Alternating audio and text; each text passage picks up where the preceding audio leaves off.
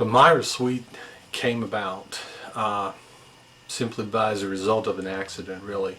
I had downloaded Google Earth on my computer, and I was searching one night, just having fun, moving, trying to figure the program out and running around. And I remember going over the Pacific Ocean and getting lower and lower, and I suddenly saw this one little dot, and I zoomed in on it, and here was this little island. And at the time it really didn't think, I didn't think much of it, and started reading about what it was, and then got the really cool aerial view of it, and I was like, man, this is amazing. So I started to read a little bit about it, and I'm just that way. I tend to jump into something all the way and start reading about it. And I was reading all these fascinating stories about the history of this island and how it was used in World War II, and as a naval landing strip, and how all these stories of shipwrecks and about the first person to find it and all this stuff. It's just this amazing story sort of unfolded,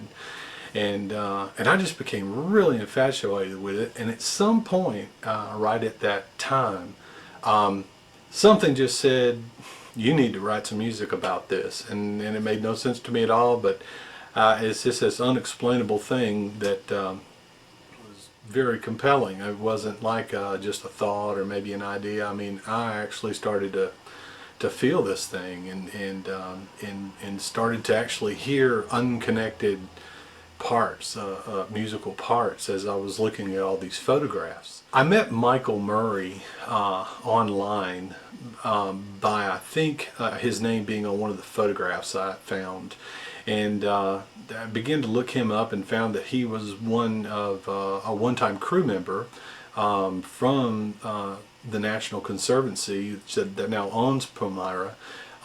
He had spent a 4-month stint there working for the Conservesy, and got in contact with him and told him that, hey, I'd found this place, and I was wanted to write this music about it, and could he help me out with some photographs or telling me some stories. And he spent a great deal of time sharing with me some stories and events that took place when he was there and how he got there, and it was just an amazing story. In fact, one of his photographs became the CD cover. Well, I released it digitally, but anyway, the album cover, for lack of a better term, of my CD. That's one of his photographs, and absolutely beautiful, beautiful photographs of this place. It's just a pristine environment that's just you just don't think that places like this exist anymore. I mean, there are no people there. There's just a small crew there at any one time, but the island is just almost untouched.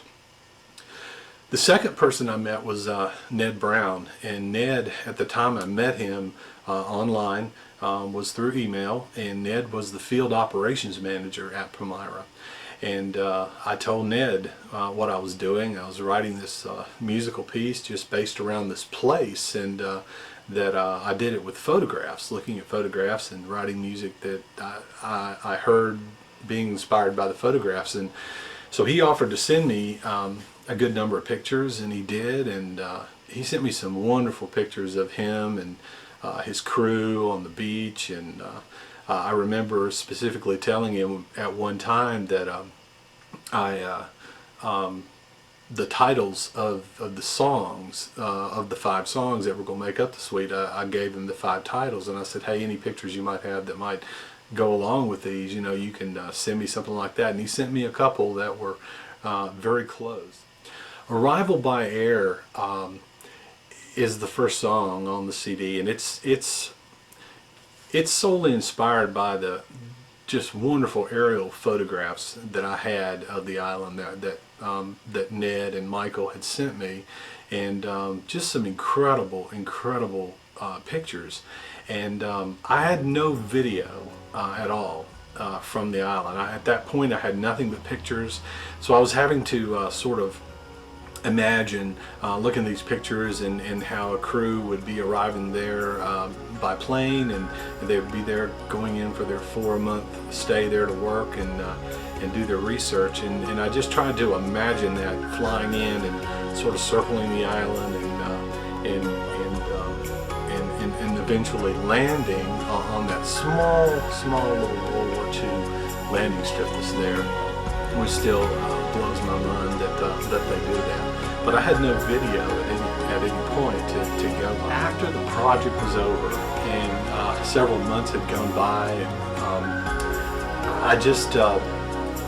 I was on YouTube one night, and I opened up this video, and here is this video of this plane taken from the perspective of the pilot coming in, and you see all the little islands off of the atoll that make up Palmyra, and this plane's coming in. It's just a pristine come in, turn, banking, coming right in, and then just landing right on the strip. And I went, my God, that is just what I imagined when I was writing this thing. This is amazing. Now it's manifested here in this video. So I looked up who posted the video, and I contacted this guy. It turned out to be a guy who I've gotten to know online, named James Knight. And I contacted him and I said, man, I saw this video and this is amazing. And I don't remember if I went into all the details, but I told him I was writing some music about Palmyra, and he had this video, and I had written this song called Arrival by Air, and this video is a perfect way to finish it out. I said, can I use your video? And he said, sure, man, that's not a problem. And turns out he's the pilot of this G1, and he flies to Palmyra all the time for the National Conservesy. So he said, yeah, go on and use the video. Just that video still just blows my mind to this day. 552 is simply a shortened version of the geographical location for Palmyra Atoll, which is it's like 5 degrees 52 minutes north, 162 degrees 6 minutes west. I think that's the correct way to read that. But the way that music came about was just, again, it was just those pristine pictures I was finding of this place that I had just become infatuated with and really didn't know why. But I knew that I had to write this music about it. It was just something that was bubbling, and I had to do it. What I tried to do with the song was simply to take someone on a trip, just walking around the island, and using some of the images that had inspired me. I just sort of had those images going along with the music, and created this little video for online for that. Probably what I'm asked about the most on that particular song is the big splash, and what the big splash is, you know, the music I write's all instrumental, and in a normal song you'll have a verse and a chorus and a verse and a chorus, and then you'll have a bridge, you know, and the bridge kind of ties everything back together, and then you swing back around to the chorus. Well, not really going to have that in instrumental music for any real practical purpose. And I think what I did with this was I had been taking people on a journey around the island with the music earlier, and I wanted to somehow take them there completely. Just sort of, hey, wake up, you're here. And I was fooling around with a little tiny doombag that my son had gotten from Disney World, I think, and I was sitting there, and I had it in my lap, and I had one of his drum brushes, and I was just tapping on it, and I thought, you know, if I really sync that into reverb and then have a clip of waves come in and just sort of let them merge, and that would be a pretty good way to take somebody there. And then I even got the idea of going even a step further, and I went and found birds that are native to Palmyra and a lot of the islands of the South Pacific, but the frigate birds and the red-footed boobies, and believe me and my wife had fun with that one. The red-footed boobies and the masked boobies, and I actually went online and found samples of their calls and their mating cries and whatnot, and merged those in with the song. So it sort of ended up, creating a pretty cool little break in the song to actually take you there. Some Sail by Stars is the one really long ambient piece on the CD. It was inspired by when I was doing the research on Palmyra. I found that there was this team called the Hukalea team who sail from Hawaii to Palmyra, which is 1,100 miles, and they take teams of people, and a lot of it's learning and training and learning how to sail. But one of the things that caught me was I was watching a video of them one day, and there was this guy that was teaching people to sail the old way, and that is no GPS, just navigating by the stars. And I thought, wow, that's fascinating, and watched this video of them learning this, and it was mind-blowing. So again, it was one of those things, one of those small little pieces of this project that when I got there, I heard just particular music that I wanted to write, and what I heard when I thought about that, and so that's how Some Sail by Stars came about. Fire on the Beach is really a fun one. It's got a couple of funny stories behind it. Just again, a lot of the pics that I had found that I really inspired me, and a lot of them were on the beach. And there was this one particular picture that Ned sent me that I didn't ask for it, other than giving him the title of the songs I was working on, and this was one of the pictures that showed up in my email from him. I looked at this picture and I thought, wow, that's just what I had in mind for this. So this one picture really inspired the song, and it was just one song that I really wanted to move, and I wanted it to be a little tribal and sort of sound maybe a little different than the other songs on that. The funny thing about Fire on the Beach is that it's one track on the album that is the only track that has vocals on it. And they're my vocals, but the funny thing is they don't really say anything. And the story behind that is I had, in my research on Palmyra, I had read where the early Hawaiians had made statements about it being a blessed land. And at the time, my daughter was working with someone who was from Hawaii and who spoke Hawaiian. And I remember asking her, I said, do you think you can talk to him and find out how you would say this land is blessed in Hawaii? And I don't really remember whether she forgot about it and I forgot about it, or maybe, I don't really recall what happened. But what I did was, when I was recording the song, I had to record a part that I thought would just sort of be a fill-in until I could get this actual translation. And I think later on she came back and said something. Well, he said that this land is blessed doesn't directly translate. You would have to say something different. And I finally just said, what I made up on the spot actually sounds pretty tribal to me. So I'm just gonna leave it. So what's there really doesn't say anything, but it sounded good to me, so I ended up leaving it. Leaving at sunrise.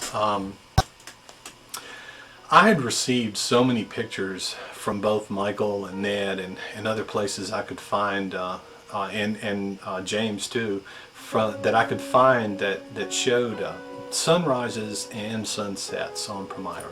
Just absolutely beautiful pictures, and I could just hear the music when I looked at those pictures, and so I wanted to just write something again that was just sort of a, knowing these guys go in for 4 months and work there and for the National Conservesy, and I just tried to put myself in the place of what it would be like after you've lived somewhere for 4 months and it's all you've ever known. You're in the middle of absolute nowhere, it's 1,000 miles to anywhere. And what it would be like to wake up and know that morning that you're flying out and you're leaving.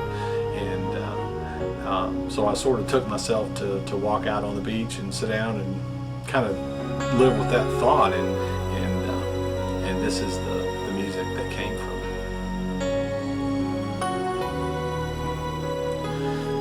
it. Another cool moment in this project was toward the end. While I was doing the project, I had been emailing these just sort of MP3 demos, kind of the project so far. As I would get tracks and stuff, I would email these little quick mixes to Ned on the atoll, and there's no electricity there or phone lines or anything like that. I mean, it is a completely remote place, and the only way I had contact with him was via satellite. That's how they got their emails and everything. And but I would send him these emails containing the little MP3s, you know, and he sent me this email back one time, and he said, yeah, he said, played your mixes. He said, it really sounds good, everybody likes it. And he said, you know, on your song 552, he said, I suddenly realized how being here, I just become numb to all the sounds that are around me on the island. And he said, when you had those waves breaking and you had the birds and all that, he said, I suddenly realized that all that stuff, yeah, that stuff is going on. It sort of brought it back to his awareness, and that was kind of a cool moment. Another really cool moment was sort of toward the end of the project, and I posted a story, I think, on Facebook, basically just saying how I'd sent these emails to Ned Brown, and they contained little MP3 demos of the project as I was working on it. And he had sent me an email back one time telling me that he had played it, and everybody liked it, and it sort of struck me, wow, here is this place that a month ago I did not know existed. It's one of the most remote places on the planet, and here a couple months later, music that I've written here in my little Coyote Den studio has been played on one of the most remote places on the planet. And it just blew my mind, and I posted that, and I had a friend that commented. He said, yeah, that's a really cool story. I said, yeah, that is a cool story, because I would have, you know, this wasn't even an idea 2 months ago, and now this has happened. So I've had a number of experiences like that working on this project.